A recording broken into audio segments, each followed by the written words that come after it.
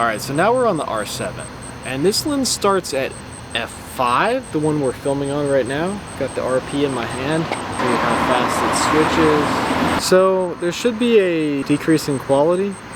So I've heard different videos say different things. So sometimes videos will say that the R7 has better dynamic range and better low light performance than the RP. And then some videos will say the RP has better performance.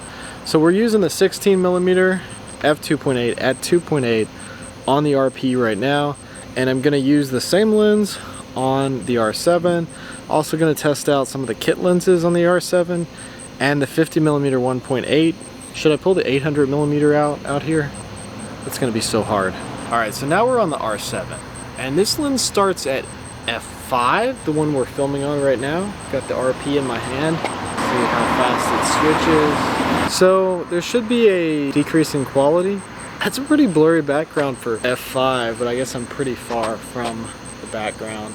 Let's zoom in. Alright, so now we're on the R7 on the 50mm f1.8. I really don't see a difference in the low light capabilities, or I really don't see a difference in the dynamic range. If anything, it almost seems like the R7 might look better than the full frame RP. Not bad. That's not bad at all in low light.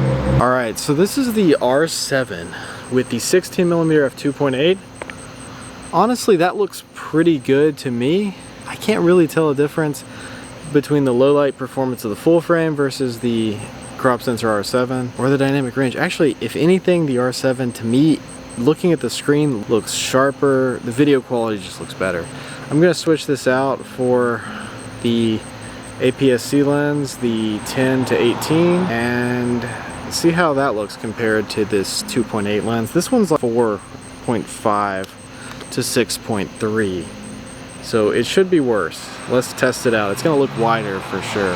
All right, so now we're at f4.5 on this lens, and it still looks pretty good, really.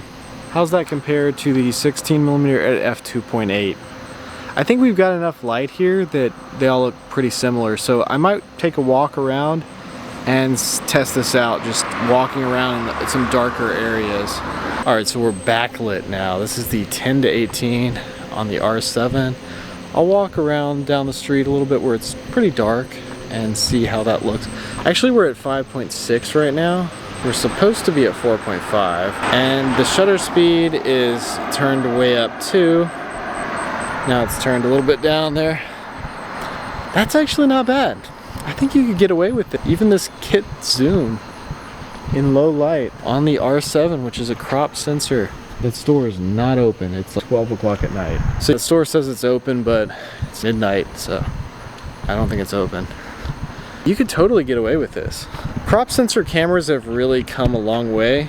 And this is as good as when I was out here with the 5D Mark III several years ago. This is a nice setup. Even in low light, the 10 to 18 works just fine. Especially if you can find a light source and just use that. Right here, you could totally vlog with that. So, how does the stabilization look like? What does this look like to you guys? Of course, you want the lighting to be good, so you're gonna want a light source in front of you.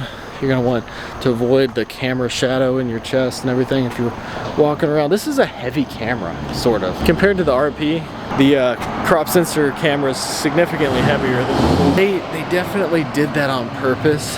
Rev their engines. They wanted to be in this vlog for sure. But what do you guys think about the R7 versus the RP? Which one wins?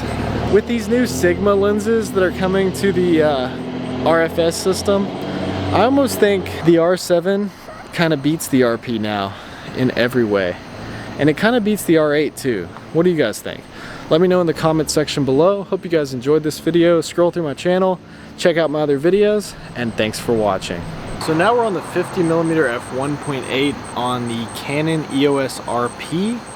And I'm side lighting my face because I really want to see the dynamic range and the difference between the full frame camera and the crop sensor camera. Also want to see the autofocus difference in low light and how quick they jump back and forth. Alright, let's switch over to the R7.